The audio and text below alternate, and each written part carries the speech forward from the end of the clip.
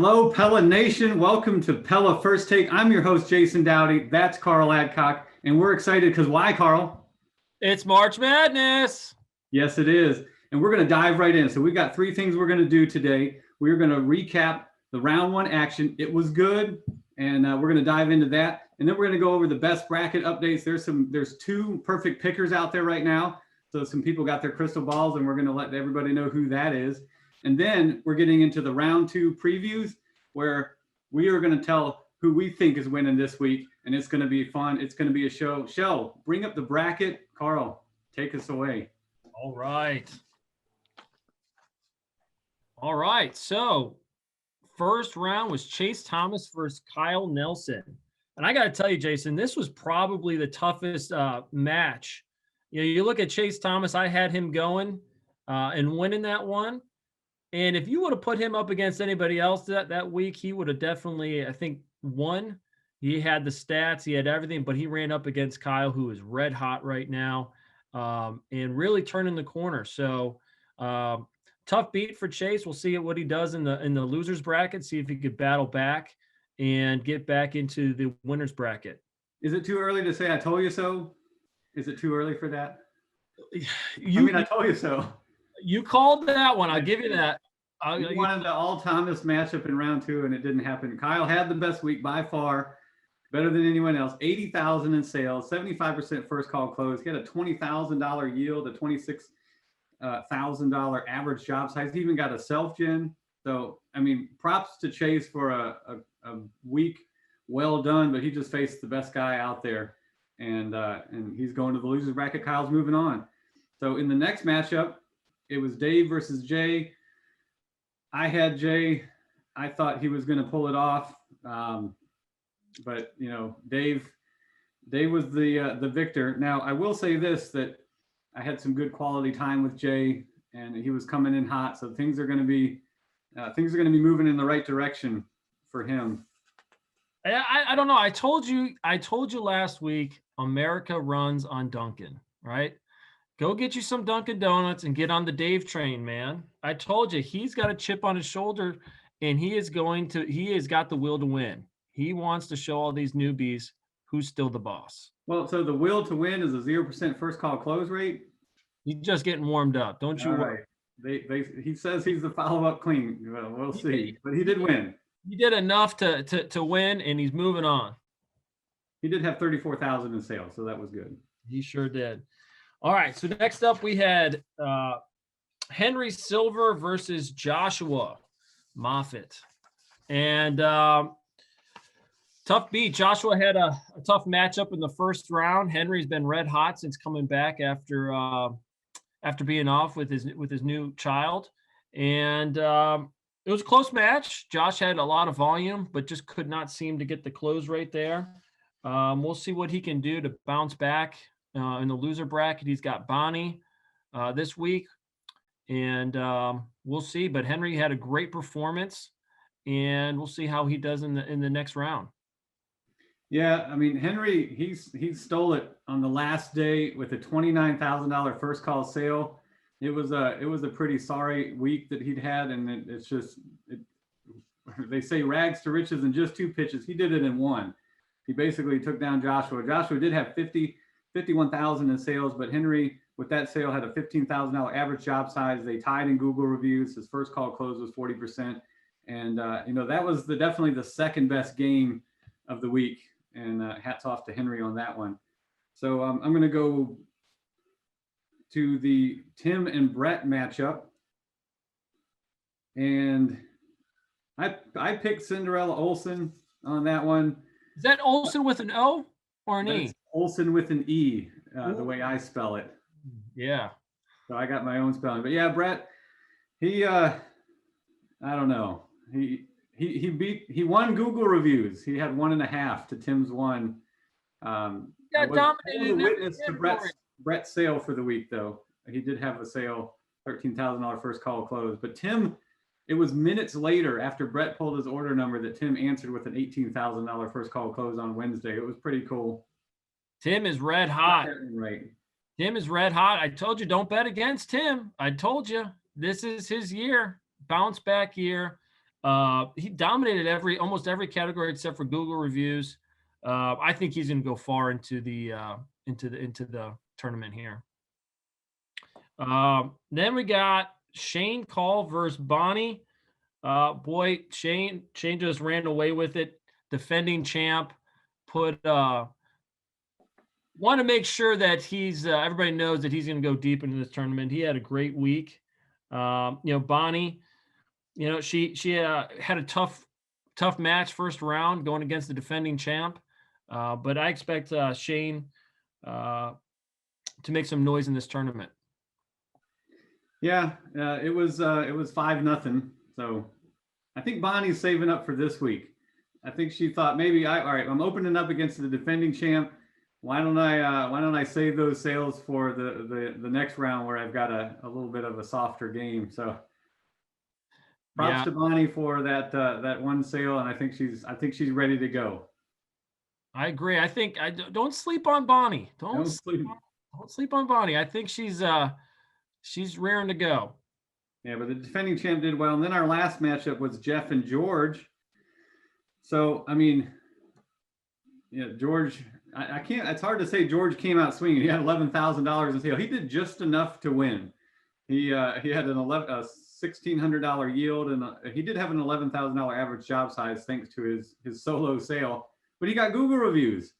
George, who just decided to take the whole first quarter off from getting Google reviews, he's suddenly figured it out. But he gave it to Jeff 3-1. Well, listen, Jeff, he's just getting out there. He is slow and steady. He's warming up. I think he's gonna make some noise in the losers bracket down there. But a sale the other way, and if he learns how to do Google reviews, he could have had the big upset, and that's what I was betting on there. But George pulled it out, and he's moving on. And I think that's was a great first round. I'm excited to see this next round is going to be fireworks. We've got lots of good matchups. I'm really excited to see. But Jason, let's talk about who's got the best bracket. Yeah, so we've got 25 people in the best bracket competition playing for 4 $50 Amazon gift cards, and right now Julie Ruger and Jim Britt are perfect. They picked everybody right out of all 25. There's only 2 out front, and then we've got 9 people though with 5 out of 6 picks. So there's still plenty of folks that are left in this competition, and that would be Teresa, Jalan, Kevin, Scott, Chelsea, Drew, Mustafa, Leslie, and Jay all have 5 out of 6 picks right. And then perhaps history is in the making. Bonnie was very upset-minded last week, and she got all of her picks wrong. So she is 0 for 6. I don't know that I've seen that before, but she's pulling for the underdog. She's an underdog, but that's where we are with best bracket. Certainly more to come. I think you should get money for getting them all wrong. I mean, that's impressive. I don't know. Hey, how do you get to keep your job? And then, so we got 6 matchups this week. So there's plenty to be determined. And we are going to move on to round 2. We're going to start with the losers bracket, where it is win or go home. So we're going to start at the bottom, which is the 12 versus 13 matchup. It's Jay versus Jeff. So I got Jay again. I mean, Jeff yesterday, I don't know if I have confidence in Jay. He's trying to import his op yesterday and getting on Whereby and looking at it. It's like, Jeff, you're trying to import your op from Wednesday. Tomorrow's Tuesday. He was the day ahead. So, I mean, this is not Sears. It's Pella. It's supposed to be complicated. So Jay is fired up though. He sold 4 in a row recently. I spent a couple days with him last week. He's good to go. I'm feeling good about it. Wait. Let's talk about those couple of days. He was selling like crazy till you went down there and messed him up. He hasn't sold since. And that's the reason why Jeff is going to win this week. Listen, he's the silent assassin. He's slow and steady. He's got too much experience. He is going to take down Jay this week. I'm taking him. He's moving on in the losers bracket. No doubt about it. All right, fair enough. I messed him up. But I'm not going there this week. So Jay's going to win.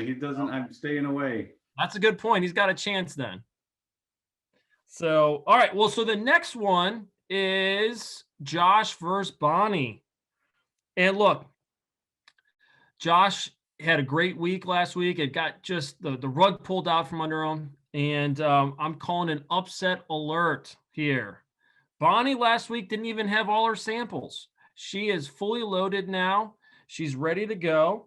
And I think Josh is licking his wounds a little bit from last week and could have an upset here. What do you think, Hey, Jason? what did you do yesterday, Carl? What did you do yesterday? I went and rode with Bonnie. Yeah. So a little taste of your own medicine. I mean, you rode with Bonnie yesterday. You got kicked out of the house. You didn't even give her a chance to quote it in front of the customer. So why don't you just leave her alone and let her do her thing? Well, that's what I plan on doing. That's why she's going to get this upset. All right. Well, see, so Joshua, Joshua does need to show up because Bonnie got some stuff in the works, but he would have beat everyone but 3 sellers last week. So he faced Henry, who was a very tough matchup, but he would have won against I guess nine different sellers last week. So he got a tough matchup, and that's how he ended up in the loser bracket. So I picked against him last week, and I'm not doing it again. 51,000 in sales last week. He is set up to win, and he picked himself to win the title, and he cannot let himself down because it's now or never. It's win or go home. So yeah. That's that matchup, and then we're going to move on to Tim versus Leslie. So last week you said America runs on Dunkin. I say it runs on Tim Dunkin, not Leslie Dunkin. I am going with Tim Dunkin this week. Wow. You know, it sounds crazy to pick against the February champ. I get it, but Tim will not lose to his niece.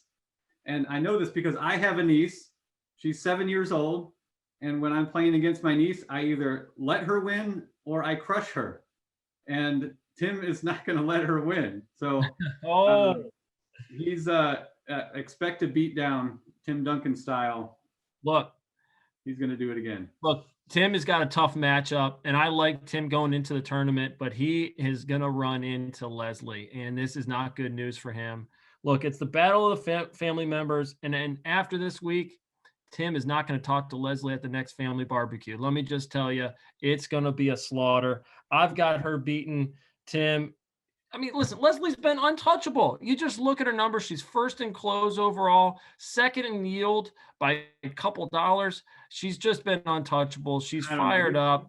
He's not letting his niece win. You don't let your nieces win when it's not. Listen, it's not going to be a choice. It's going to be a beatdown. I got Leslie going. Listen, Tim, I love you, buddy. You're doing great, but you just ran into the Pella Bella. This isn't badminton at the family barbecue.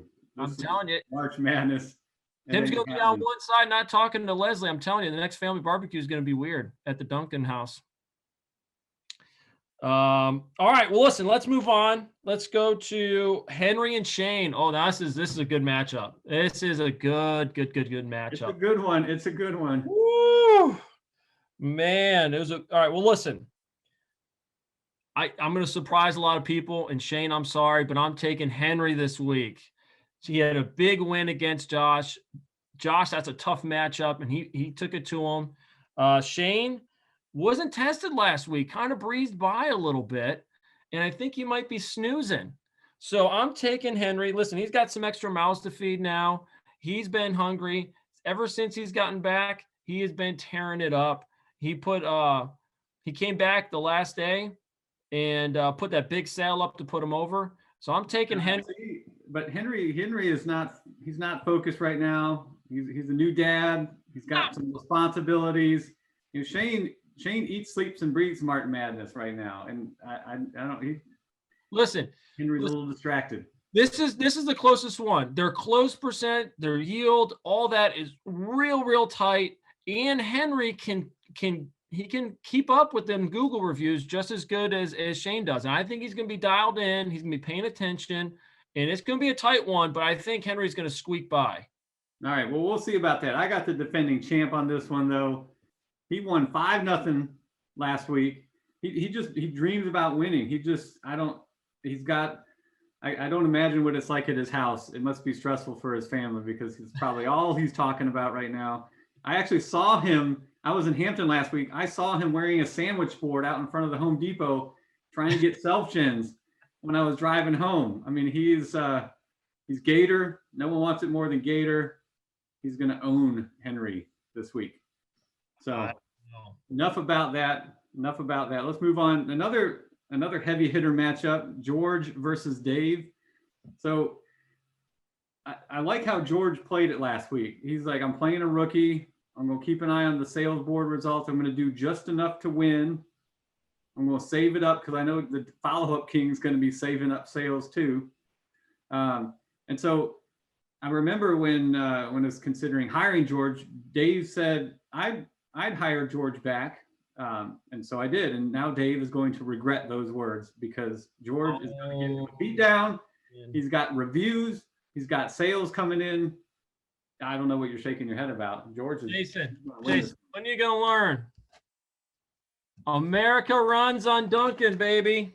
Listen. I have a heart attack. Oh, God. I got Dave Dunkin to the house eating donuts. He's going to beat him with 3. He can beat donuts all the way to the winner's circle here. Okay? Dave has got a chip on his shoulder so big, and I can't believe you don't see it. Listen, he is sick of seeing all these people win, and he wants to prove he's the big dog. He's number 1 in the office. 2018 was a long time ago. Oh, man, just fuel to the fire. Dave, cheers, buddy. I'm taking you, buddy. You're gonna beat George this week. Need a big week from you. Enjoy that donut. Oh yeah. America runs on Dunkin. Write it up. Tim Duncan. Dave Duncan. Tim Duncan. All right. Let's see here. Oh no. Jason, I'm gonna kick this one over to you. Who you got? Chris versus Kyle. I mean, I know I was talking up Chris pretty big last week because I mean he is the legend when it comes to contests, but I can't go against the guy who sold 80 grand last week. If Chris and Kyle played last week, it would have been a beatdown. Now Chris always tells me that he when he's having like an off week, he says the cream always rises to the top. So after last week, Chris looks like that. It looks like that gas station coffee where you pour that powdered cream in there and it kind of chunks up on top. That's the cream that's on top. And Kyle right now, he's that nice cappuccino that you get at the French cafe with all the foam and you're looking at the Eiffel Tower right there. It is not even going to be close. 80,000, 75% close, $20,000 yield. Enough said. I mean, I told you Kyle's back. He is back and it's going to be a beatdown. Put your glasses on. What do you got to say?